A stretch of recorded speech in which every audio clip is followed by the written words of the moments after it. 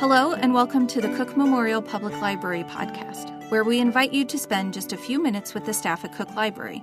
I'm Lindsay Barber Petticourt, and I'm here today with Melissa, who is Senior Manager of Children's Services. Today, we're doing another quick draw comic segment where we highlight a comic that we think you might like. Thanks for being on the podcast, Melissa. Oh, thank you for having me.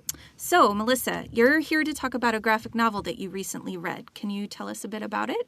Yes, this is a book that I think is called Dept.H, but might also be called Dept, D-E-P-T-H, and it's by Matt Kint, and it's a mystery. It's called a locked room mystery, meaning that a mystery takes place and all the people, all the suspects, and the person who gets murdered are in one locked room, so to speak, so one of them must have done it. And that's one of my favorite kind of mysteries.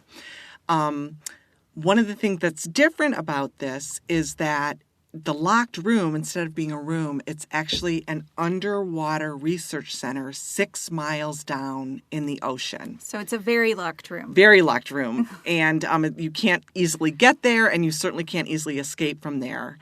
And it's quite interesting. Yeah. Do you normally gravitate towards graphic novels or comics? What drew you to this? Well, that's what is interesting, in my opinion. I'm not a typical reader of graphic novels. I've read them before, but I was reading about the plot of this, that it takes place in an underwater research center, and that the person who's trying to solve the mystery is related to the person who gets murdered. And it just sounded like such an interesting story to me. And then when I saw it as a graphic novel, I thought, oh, well, I'll give that a try. Mm-hmm. Because, as I said, I don't typically read them.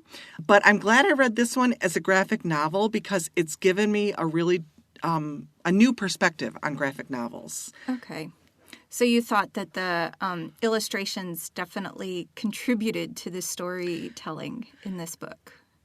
It made me read the story differently. And I've read graphic novels before, and this one is a little bit more abstract in a way. And I think that's an important thing to know about this graphic novel and the artwork.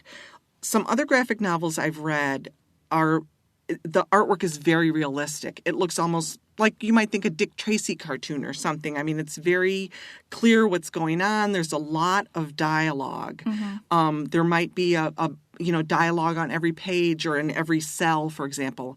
This one, the drawing is more abstract. It's not.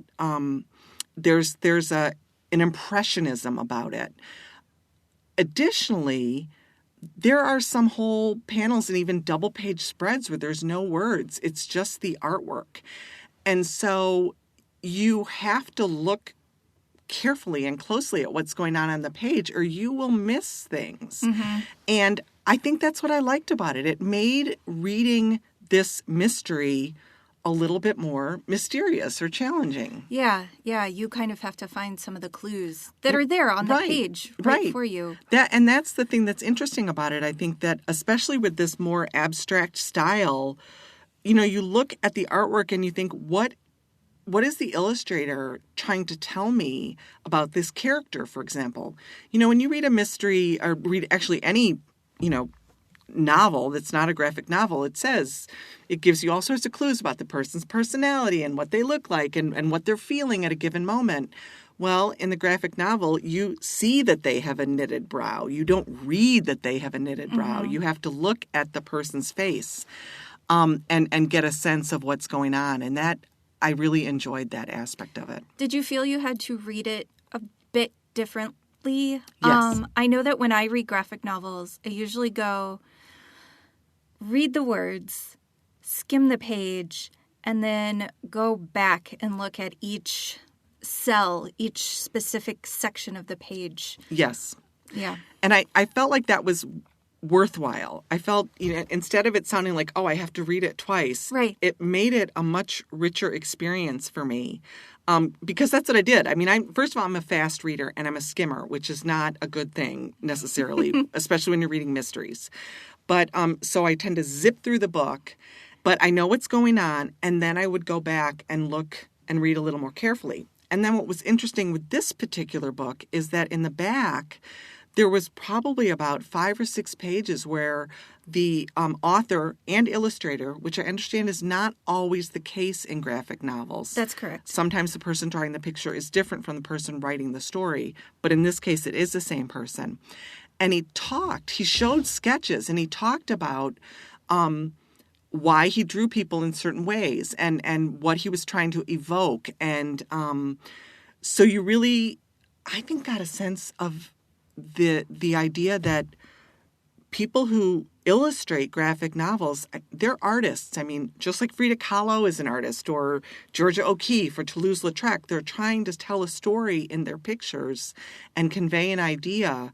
And so you need to give the artwork the attention that the artist hopes you will give it, or you'll miss part of the story. Right. It's such a multidimensional experience. Mm-hmm. I mean, I feel like there is a lot in our world today, in our society today, and in the media, where the information is just delivered to you. You don't even almost have to think about it. It just washes over you. Mm-hmm. And this is an experience with media where you have to engage your brain a little differently. Yeah. Yeah, I find that I always read graphic novels much slower than I tend to read. Mm-hmm. Even though they can be quick reads, I still Mm-hmm. go through them very slowly because I think the artists do put so much into the story. Well, and it's interesting because, you know, in my real life, this isn't a children's book. It's a adult graphic novel, but I'm a children's librarian, and one of the things I've been hearing for years as a children's librarian, not as much anymore, but certainly in the past when they first came about, is, I don't want my child to read comic books. Mm-hmm. Those are comic books. I want him to or her to read chapter books. And I have to say that, number one, there have been studies done that demonstrate that reading graphic novels is not harmful to children. But Right. just from a sort of experiential, anecdotal basis, if you think about how a child has to read a graphic novel, they're engaging a lot more of their brain and their creativity and their imagination, because when you, again, are reading a description of a series of events, you know, it starts out where it says, you know, so-and-so is at the top of the stairs, and then he tumbled down the stairs, and now he's at the bottom of the stairs. But when you're when you're reading a graphic novel, it may be that in one cell, the main character is at the top of the stairs, and in the next cell, the character is shown sort of disheveled at the bottom of the stairs, and your mind creates that picture or that sequence of events. You have to put that together, that narrative. And that's actually really good for kids to learn that element of storytelling and to exercise that element of creating that narrative in their head. And that's kind of what you do when you read a graphic novel, is you have to create part of the narrative in your head. You know, you have to imagine a little bit. Yeah, I never thought of it that way. Yes. That's really good. Well, I remember when I was in library school, one of the things they talked about in one of my, children's lit classes was graphic novels. The reader has to create the action between the cells. Right. You know, there's a blank spot between the line of one cell and the line of the other cell. You know, and a cell is just the little segment or the little square of pictures like in a cartoon. And there's a lot going on in between those cells, and the reader has to create that in his or her mind. That's a very engaging way of reading. Yes. That explains why I read them so much slower. Yes. I just want to say with this graphic novel, one of the things I enjoyed about reading it, there were several things I enjoyed about reading it. One was that in addition to being an adventure, and there's a lot of action because they're in, first of all, they're underwater and they have to go out into the ocean in this depth suit, and there's somebody goes missing and somebody is dead when they get there. There's also a lot of family drama and a lot of family dynamic going on. The main character, our protagonist, our heroine, Mia, it's her family that is working and has been working for many years in this base, along with other people. So she has to interact with members of her family. And as we all know, when you interact with members of your family, there's a lot of history there, and you kind of go back to traditional roles. But in reality, she's there in sort of an authoritarian position of trying to find out who actually committed the crime. And there's a lot of history. Additionally, because they've been working on this base for so many years, this has been, to get something like this built and running, it's been a lifetime of work for members of her family. Other people involved in it, she's known as a child all the way up now to her young adulthood. Another interesting aspect of this is that looking at the pictures, at the illustration of Mia, she is what is called ethnically ambiguous. Okay. She's obviously not, Caucasian. Her father and her brother have Indian names. Her brother is named Raj. But then also you learn later on that her mother is Hawaiian. And so there's some interesting cultural aspects. And I later read in Matt Kint's explanation that Mia's Indian heritage and culture was important to him. And so now I feel like I need to go back and look at it again and see, like, where did that come in and how did I miss that? Right. So that was another thing that I liked about it, was that the author and the illustrator was presenting a diverse world. Mm-hmm. And, that's nice to encounter and something a little different than, your everyday world. Yes, definitely. Oh, and there was one thing that was very difficult about this. Yes. Which I should have figured out, but I didn't. So if you're familiar with graphic novels, which I am not necessarily, many times what they are actually a compilation of several comic books, essentially. Yes.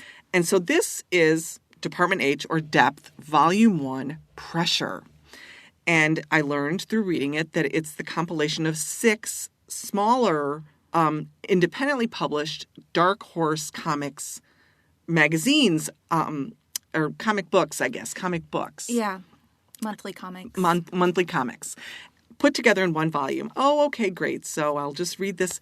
Well, because it is serial or episodic in this way, Volume 1, the mystery isn't solved. I get to the end, I'm like, wait, what?